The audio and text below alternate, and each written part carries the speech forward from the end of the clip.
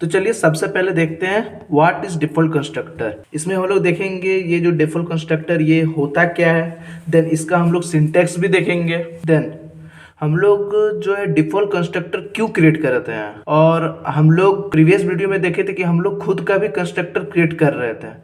फिर दोनों में अंतर क्या है हम लोग सब कुछ देखेंगे with the help of practical. तो चलिए देखते हैं सबसे पहले डिफॉल्ट कंस्ट्रक्टर क्या होता है। अ constructor which does not have any parameter is called default constructor.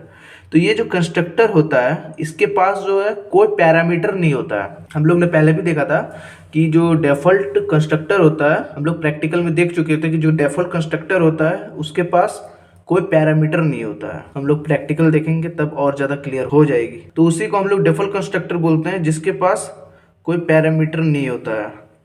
तो चलिए सिंटैक्स देख लेते हैं। तो सिंटैक्स में सबसे पहले जो होता है क्लास नेम, देन जो क्लास नेम होता है वही जो है कंस्ट्रक्टर का भी नेम होता है, तो देख सकते हैं। देन ये जो है ये मेथड होता है, इसके पास कोई भी पैरामीटर नहीं होता है। जो कंस्ट्रक्टर होता है वो एक स्पेशल टाइप ऑफ मेथड होता है, हम लोग ने प्रीवियस वीडियो में भी डिस्कस किया हुआ है। जो डिफॉल्ट कंस्ट्रक्टर होता है इसके पास जो है कोई भी पैरामीटर नहीं होता है, एंड इसके पास हम लोग यहाँ पे ब्लॉक ऑफ कोड लिखते हैं। तो यही होता है डिफॉल्ट कंस्ट्रक्टर का सिंटैक्स। तो हम लोग ने सिंटैक्स सेम सिंटैक्स हम लोग ने प्रीवियस वीडियो में भी देखा हुआ है, तो देख सकते हैं। यही जो है ये जो कंस्ट्रक्टर है यही है, मेथड है, एक स्पेशल टाइप ऑफ मेथड होता है, स्पेशल मेथड। इसी को हम लोग डिफॉल्ट कंस्ट्रक्टर बोलते हैं। डिफॉल्ट कंस्ट्रक्टर हम लोग उसको बोलते हैं जिसके पास कोई पैरामीटर नहीं होता है। आई थिंक आपको मेरी बात क्लियर हो रही होगी अब। तो अब देखते हैं नोट में हम लोग जो कि इम्पोर्टेंट है। तो हम लोग ने क्या किया है, सबसे पहले हम लोग ने क्लास क्रिएट कर लिया है। देन जब उसको जो जावा का कंपाइलर होता है जेवैक, जब उसको कंपाइल करता है with the help of compiler, तब जो कंपाइलर क्या करता है वो ऑटोमेटिक जो है एक कंस्ट्रक्टर जो है वो ऐड कर देता है। ये है कंस्ट्रक्टर जो कि ऐड कर देता है। एंड जो कंस्ट्रक्टर वो क्या करता है, जो कंस्ट्रक्टर है वो जो इंस्टेंस वेरिएबल होता है उसको इनिशियलाइज करता है, उसको वैल्यूज को इनिशियलाइज करता है। तो हम लोग ने यहाँ पे तो देख सकते हैं, हम लोग ने यहाँ पे तो कोई भी कंस्ट्रक्टर क्रिएट नहीं किया है, लेकिन जो कंपाइलर है वो खुद एक कंस्ट्रक्टर क्रिएट कर दिया है जो कि वैल्यू को इनिशियलाइज कर रहा है इंस्टेंस वेरिएबल का। आई थिंक अब मेरी बात आप लोग को और ज्यादा क्लियर हो रही होगी, क्योंकि ये जो सेम कॉन्सेप्ट है हम लोग ने पहले भी पढ़ चुका है सेम। तो चलिए अब हम लोग प्रोग्राम में ये भी देखेंगे, जो डिफॉल्ट कंस्ट्रक्टर इसका भी हम लोग प्रैक्टिकल देखेंगे। देन उसमें हम लोग ये भी समझेंगे कि जब जो जावा का कंपाइलर है वो खुद एक डिफॉल्ट कंस्ट्रक्टर ऐड कर ही दे रहा है, तो हम लोग को जो है कंस्ट्रक्टर क्रिएट करने की क्या जरूरत है, ये भी हम लोग समझेंगे। तो चलिए प्रैक्टिकल देखते हैं। अगर आप लोग ने लास्ट क्लास जो कंस्ट्रक्टर का प्रैक्टिकल था वो अगर आप लोग को याद होगा तो हम लोग ने सेम बनाया था, सेम क्लास ए बनाया था। उसमें हम लोग ने देखा था कि उसका सिंटेक्स भी हम लोग ने देखा था, उसमें हम लोग डिफॉल्ट कंस्ट्रक्टर भी देखे हुए थे। तो चलिए फिर से हम लोग देखते हैं।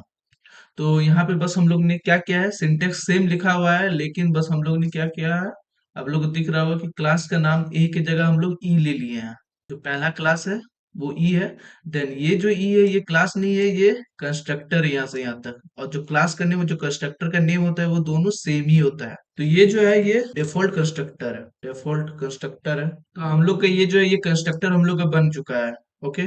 तो अब हम लोग क्या करेंगे, अब हम लोग जो है वेरिएबल डिक्लेयर कर लेंगे, जो इंस्टेंस वेरिएबल है उसको हम लोग डिक्लेयर कर लेंगे। तो चलिए वेरिएबल डिक्लेयर कर लेते हैं सबसे टॉप में, जैसे कि इंट टाइप का ए वेरिएबल जो कि है instance variable, then string B, string type का बी वेरिएबल, ये भी है instance variable, then Boolean type का सी इंस्टेंस वेरिएबल। तो हम लोग ने यहाँ जो 3 इंस्टेंस वेरिएबल है वो 3 डेटा टाइप्स के हम लोग ने क्रिएट कर लिए हैं। तो हम लोग ने जो इंस्टेंस वेरिएबल क्रिएट किया, तो अब उसमें हम लोग क्या करेंगे, जो डिफॉल्ट कंस्ट्रक्टर है उसके अंदर हम लोग वैल्यू को इनिशियलाइज कर देंगे। तो जो तीनों है तो वो तीनों अलग अलग डेटा टाइप का जो है वैल्यू लेगा। तो ए में जो है वो इंट टाइप का है, तो इंट हम लोग अपने मन मर्जी से कुछ भी इसको हम लोग स्टोर करवा सकते हैं, जैसे कि 200 में करवा दे रहा हूँ। ओके।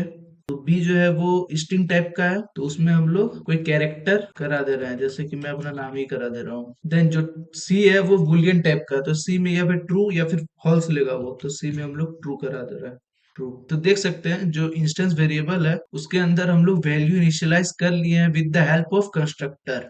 तो अब हम लोग क्या करेंगे, अब हम लोग जो प्रिंट करने के लिए, जो आउटपुट के लिए हम लोग एक दूसरा मेथड क्रिएट करेंगे वॉइड नाम का।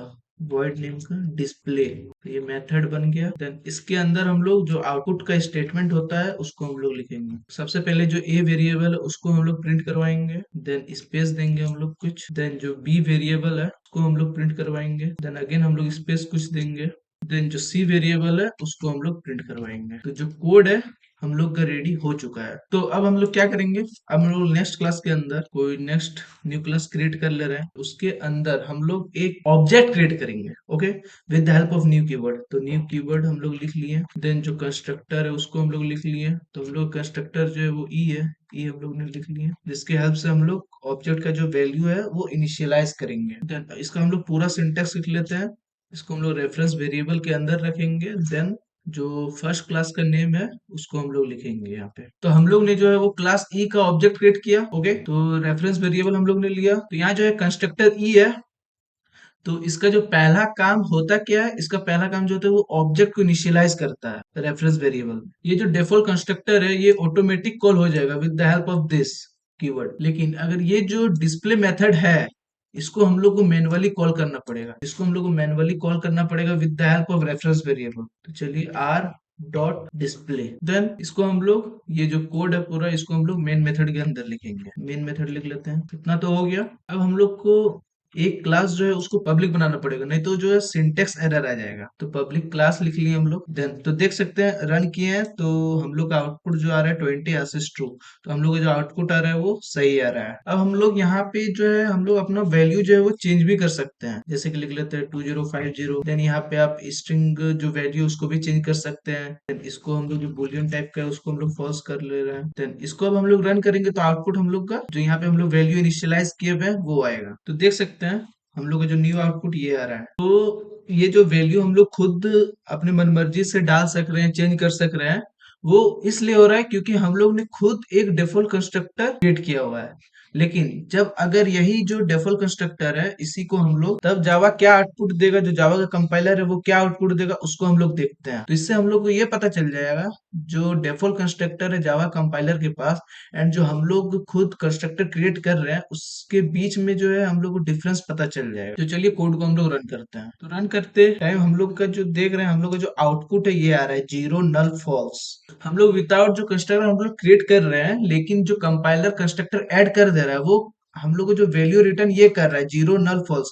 हम लोग चाहे जितना बार भी रन करेंगे हम लोग का जो वैल्यू है यही रन होगा। तो ये जो 0 होता है वो इंट का जो है डिफॉल्ट वैल्यू होता है, नल जो होता है वो स्ट्रिंग का होता है एंड फॉल्स जो होता है वो बुलियन का डिफॉल्ट वैल्यू होता है। तो इससे हम लोग ये सीख रहे हैं कि जब जो कंपाइलर है वो बाय डिफॉल्ट जो कंस्ट्रक्टर होता है उसको ऐड कर देता है तो उससे जो बाय डिफॉल्ट वैल्यू होता है ना इंट स्ट्रिंग बुलियन का, उसी को हम लोग को शो कर देता है। ये जो बाय डिफॉल्ट वैल्यू होता है इसका हम लोग का कोई यूज नहीं है, तो इसीलिए हम लोग अपना खुद का कंस्ट्रक्टर क्रिएट करते हैं। तो जब कंपाइलर जो है वो बाय डिफॉल्ट कंस्ट्रक्टर को ऐड कर देता है तब बेसिकली होता क्या है कि हम लोग का वैल्यू जो है ये रिटर्न होता है 0 नल फॉल्स। जो बाय डिफॉल्ट वैल्यू होता है वही हम लोग का रिटर्न होता है। जो ये जो वैल्यू होता है ये हम लोग का किसी भी काम का नहीं होता है। तो इसीलिए जो हम लोग खुद का क्या करते हैं, खुद का हम लोग कंस्ट्रक्टर डिजाइन करते हैं, उसमें हम लोग वैल्यू को इनिशियलाइज कर सकते हैं, चेंज कर सकते हैं, मॉडिफिकेशन भी कर सकते हैं इजिली। तो डिफॉल्ट कंस्ट्रक्टर के बारे में इतना ही। हम लोग ने दोनों का जो डिफरेंस है उसको भी हम लोग ने देख लिया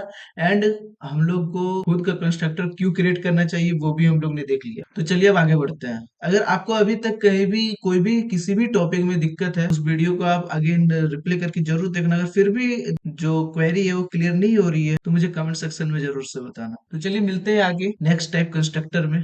तब तक के लिए bye bye, keep learning and keep coding.